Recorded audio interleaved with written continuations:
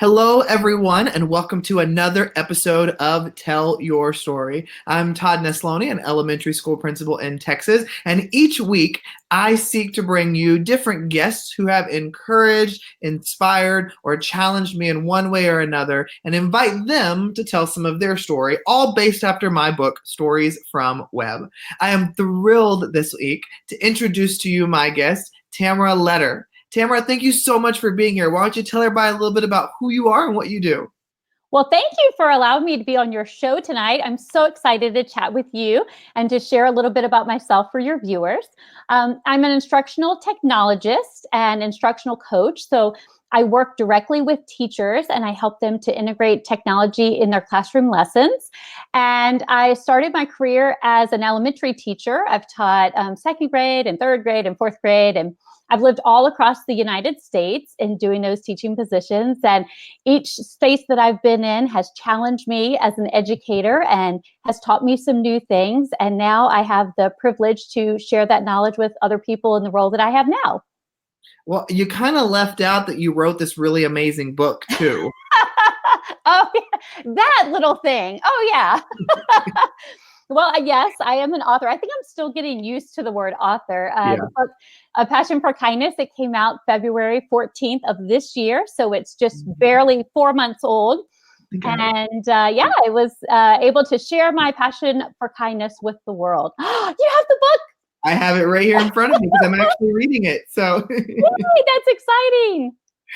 But okay, so let's talk a little about your journey into education. So did you always know that an educator is what you were meant to be?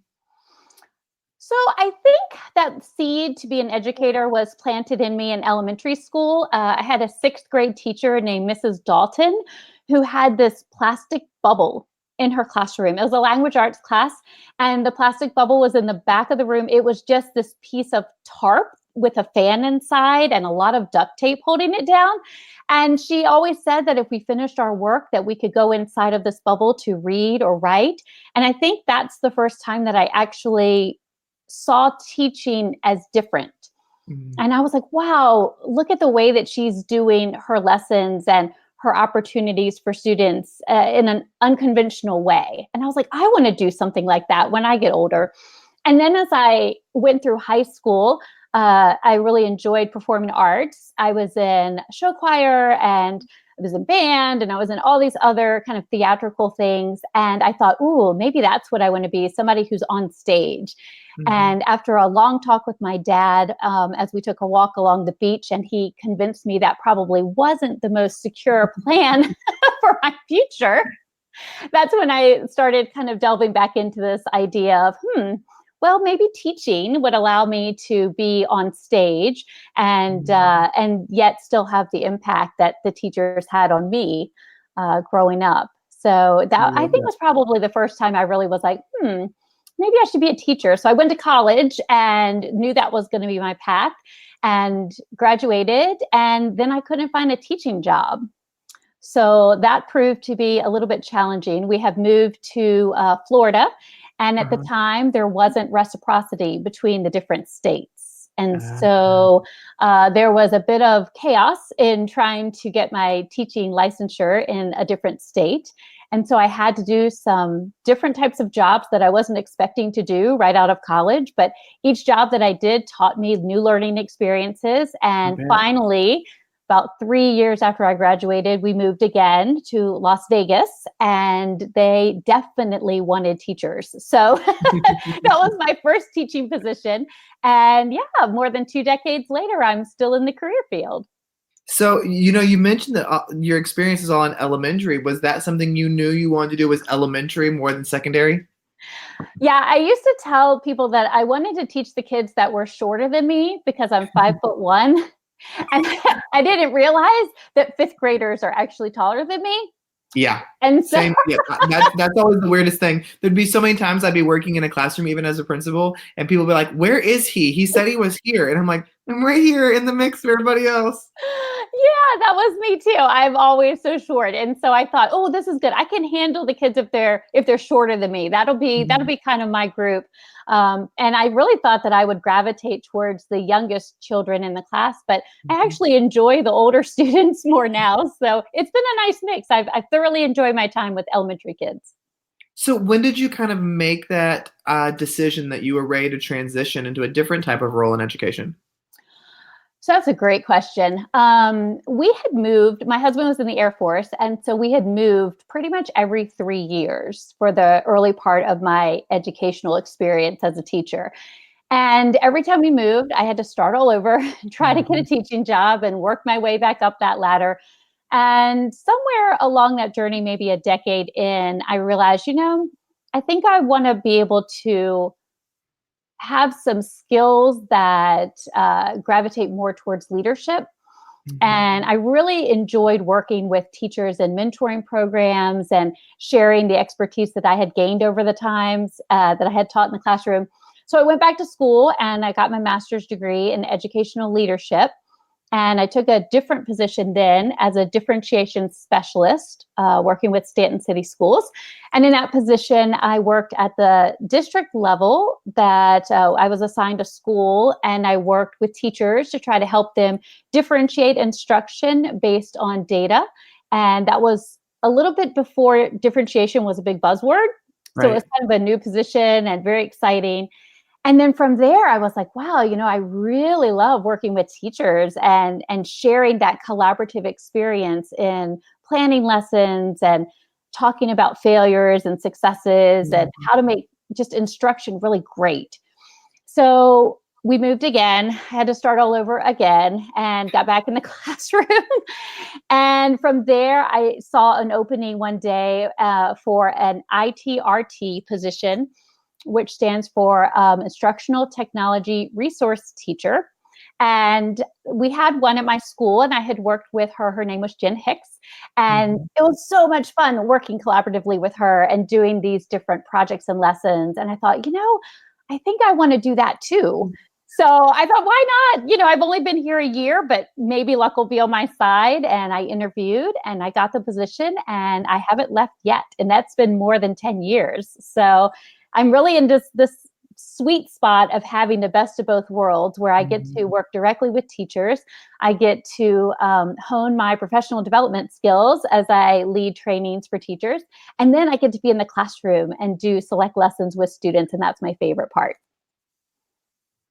I love all of that. And you know what I like the most what you shared is that throughout your story, it's like, then I became interested in this, so I wanted to pursue that. So it's like when you find these other interests that really pull at you, you actually go for them and you test them out and you do that. Was there ever a moment where you were in one of these positions when you were like, maybe this isn't meant for me? Wow, that's a great question. Well, I think there were times in my teaching, my early years as a teacher, where I really questioned if this was the right choice because it Mhm. was hard Yeah. and it was difficult. And I don't think people really prepared me for that. I saw the glitz and the glamour of being a teacher. I saw the joyful moments, and this was long before social media. Well, I probably started teaching before the internet was around, but it was long before social media was around. So we didn't have these, we just didn't have these grand conversations that were vulnerable and real. You talked with people that were on your grade level, but you didn't have people kind of saying, hey, it's hard, but you're going to make it. It's Mhm. difficult, but it's going to be okay. You just Right. heard it's hard and it's difficult. And everybody was like dog paddling through it together. So I think there probably were times in my earlier years where I just was like, why? Why am I putting so much time and energy and effort and money into a profession that doesn't really love me back and doesn't Mhm. really, and it was really just, I had to figure out who I was as an Right. educator and how to find that balance point Mhm. between what I wanted to do as an educator and what I needed to do for me and my own family. And once I kind of found that balance point and set those barriers so that I knew it was okay to say no, and it was Mhm. okay to pursue my own passions and not drown myself with educational tasks 24/7. I think that's when I realized, wow, this is a really cool career field to be in because every day is different and there are challenges, but we do them together and we succeed, and it's amazing for the benefit of kids. Well, you talk about balance and finding out who you are as a teacher. Did you find yourself having to relearn balancing every time you switched kind of what you were doing? Oh my golly, yeah. Every time we moved, it was like, oh, here we go again, starting to reinvent yourself. And I think you do. I think change is good. Mhm. And for people that haven't had a change in location or a change in profession, sometimes it could become stagnant and it could Yeah. become just commonplace. And I definitely never had that. I didn't have that luxury. So I think having to be forced to move constantly and forced to change, whether I wanted to or not, had some benefits to it. And it just enhanced my own skills as a leader and someone who is flexible. Now, you just recently came out with your first book called A Passion for Kindness. Talk to me a little about how that idea even came across your radar, because I know for me, like, I never thought I would ever write a book. I was always terrified, thinking, who's going to want to read that? What do I have to say? How did that opportunity open itself up for you? So that's a great question. I think I've always had that little seed of wanting to be an author, but not being brave enough to admit it. Because who am I? I'm not that author. I couldn't write a book that's actually on someone else's bookshelf. Like to go into Barnes and Noble and like have my like what? No. So I think I really doubted my potential as an author. Because it just seemed too grandiose of a dream to maintain and to hold in my heart. But I think that little seed was still there, just waiting to germinate. And when I look back through my experiences, it's kind of comical because I'm like, wow, I worked in the English department in college. Wow, I minored in English. Wow, like, why is this a surprise now? But I think I just it was like a dream deferred in a way. And when I turned 40, I wanted to do something different for my 40th birthday because I had already done all the fun stuff. And I thought, wow, I was brainstorming with my friend Lisa, and I was like, wow, maybe I should go Google something to do for my birthday. and, and it was in that I found this post on Pinterest that was about this girl who did 34 acts of kindness for her birthday. And I thought, ooh, acts of kindness for your birthday. That's kind of cool. Why don't we do this? And that little project evolved into this massively big purpose in my life that I Mhm. didn't even know was there. And so I was teaching and delving into this personal passion of sharing kindness with the world, but I wasn't really making that big of a deal with it. I was writing on my blog and sharing it to like 5 people that subscribed to my blog. And my mom was really appreciative of that. But it just did, I don't know, it just seemed like my little thing, Mhm. and as the different experiences occurred, that, and I talk about some of this in the book, but as different experiences kind of fell in my lap, and I just kind of kept going with it, and I couldn't stop doing kind acts. I couldn't stop sharing the stories, and I just really felt passionate, similar to you, about the fact that everyone has a story to share. Mhm. And if we're not taking the time to talk about our experiences and we're not taking time to listen to other people's experiences, how do we learn and grow? And how do we become brave enough to try new things and be entrepreneurs in our own life story? So yeah, I kind of started doing the kindness thing, and then I was like, well, I should probably tell somebody else I'm doing it. And so I got brave and I thought, oh, I'll put in a conference proposal to ISTE. That's some kind of conference that'd be good to present at. So And just no, a tiny little conference. had no idea how big it was. I was just like, oh, no, I think my teammates might be going. I'll put in a proposal, see what happens. And then I ended up getting an Ignite that very first year. That was 2014. And you were presenting an Ignite. And that's the first time I ever saw you on stage. And so that experience, oh my goodness, like That was transformative. terrifying. It was so scary. Terrifying.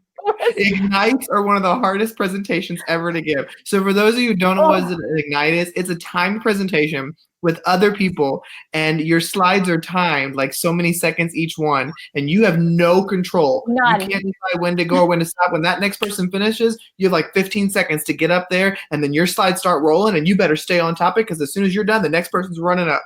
I was so stressed. Oh my gosh, that makes me feel so good because I thought I was the only one that was totally freaking out. No. It was so hard. And being someone that's long-winded, like I know I talk all the time. I talk a long, long story. Yeah. So it was the hardest presentation I've ever had to do. So once I got over that, people were there, like a lot of people in the audience that I wasn't expecting. I didn't know these people.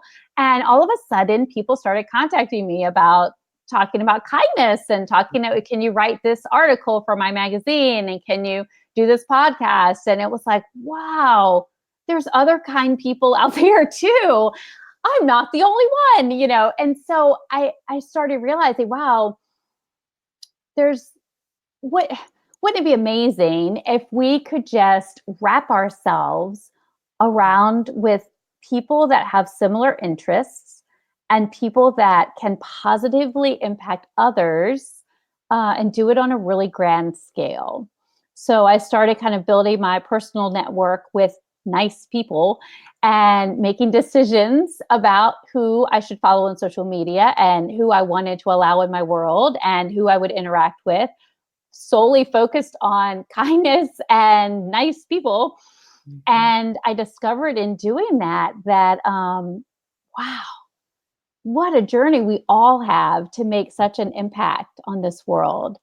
And so as the experiences continued, that little seed started to bloom inside of me, and that little whisper on my heart saying, you should probably write a book about this. And I started looking for a book because even though I heard the whisper saying you should write it, I was like, I'm not going to, somebody else has already written that book. No, not me. So I went to Barnes and Noble and tried to find the book that apparently I was the person that had to write. I couldn't find what I was looking for. I wanted a book that told about experiences. I wanted a book that inspired other people, but I wanted a book with research, and I wanted a book with resources and references and like everything in one book. And I just couldn't find what I was looking for. And so that whisper got stronger, and I reached out and gave a pitch to David Shelley, prayed for the best. And lo and behold, a year later, I'm holding the book that was born in my heart. It's just incredible. Now, what I love about when you put your words out there like that, you inspire others who take some of your ideas or resources or inspiration and do something incredible with it. What is something really cool that you've seen come from having your own book out there?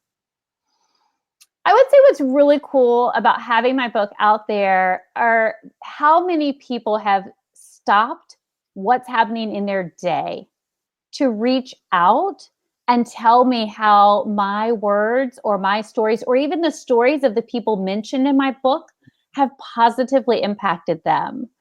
You don't get a view of how grand your impact can be normally, even with teaching in the classroom. You get an idea, but you don't really truly see that incredible impact. And so having a book out there and having my contact information all throughout the book, it's just mind-blowing how many people would be so impacted, not only to just buy the book and to read the book, but to actually take time out of their day to say, hey, this meant something to me. This resonated with me. This is what I'm doing. And they're sharing their ideas with me, and they're getting me excited all over again to do other things. And that's just been just incredible. Now, Tamara, I've got to meet you in person, and I know you're just like this this source of light, this positive energy, this all this great stuff. You're so full of great energy now, but I know that there's got to be days where even though you've got this message of kindness, it's your book, it's what you believe in, you shine this brightness, but there's got to be these days where you feel yourself overcome with doubt or having a difficult time dealing with something. What do you do when you face those kind of experiences? Well, life is hard. Life is really, really challenging sometimes. And I reference this actually a lot in the book. I tried to write a happy book. I really did. But there are many experiences in the book where I talk about some of the hardships that I've had to encounter in my own life and in the lives of those close to me. And, there's going to be days that are horrendously difficult. And you can't even see the next step to put your foot down. And so I think in those moments, having a strong faith for me is very important because I'm not doing this journey by myself, and no matter what faith you believe in, it's helpful to trust that everything's going to be okay. You just got to keep going forward. Like, don't give up, don't stop. Giving yourself grace is really important as well. I fail so much. I should probably write a book about that next. But giving yourself grace, giving other people grace too. There's many times that we get caught up in the challenges of our life and the difficulties, and we kind of forget that life is hard for other people too. Mm-hmm. And so we need to kind of, rein in our emotions sometimes and recognize that in other people. And then do whatever it is that makes you happy and get your mojo back. If you like to sing, sing. You like to dance, dance. If you need to go get a coffee after work, get a coffee after work. Do whatever it takes. Get back in the game and surround yourself with those people who are going to uplift you in the hard times. I love that. So why do you feel like a book and a message like this is so important right now? I think people need to know they're not alone. And I think people need to be reminded that there's good in the world. Every time we get on social media, every time we watch the news, the first thing that smacks us in the face is negativity. And the world isn't all negative. The world isn't all bad. It really is what you want to make of it. Now, that's not to put light to the difficult places in the world that have challenges that I can't possibly overcome by myself. But how you choose to see the world and how you choose to see the people in the world can absolutely transform your view and the view of others too. So writing this book allowed me to share my thoughts about that and to give a voice to all those whispers on my heart and to reassure people that it's going to be okay. We're going to make it, but we're going to do it together. You have such a beautiful way with the words that you choose. I mean, everything in there, I was like, God, I feel like she prepared this answer ahead of time and was all like, I don't ever give the questions out early. I don't know your questions. I have no clue. A well-worded answer. I have no clue what you were asking me. It's all off the cuff. I have no clue what's coming next. It's true. Oh, man. Thank you. Well, Tamara, the one question I always love to end on is if there was one thing that you wish more people knew or understood, what would your one thing be? My one thing would be for people to see just the grand potential they have to just be a light for others. I mean, every single person has that ability to inspire someone else with kindness, with joy, with love, with laughter. And we all have different gifts. And some ways that we inspire others might be different. Your way, you might not overindulge in kindness like I do. Your way might be something a little bit, less obtrusive. But I think each of us has the potential to change the life of someone else. We just have to recognize those moments of opportunity, and we have to embrace being brave enough to follow that whisper on our heart and to know that what we're doing is going to positively change the world.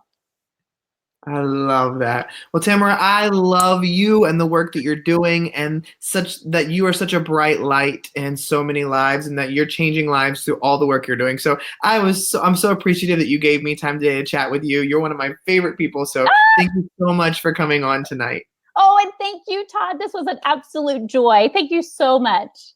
And thank you, everybody, for listening or watching to another episode of Tell Your Story. You can check out all my past episodes on YouTube, iTunes, or SoundCloud and hear great inspiration from countless others. I hope you enjoyed tonight's conversation with Tamara Letter, and make sure you join every week as I find new people to share their story and hopefully inspire you to tell yours, because every story matters. Have a great night, everyone.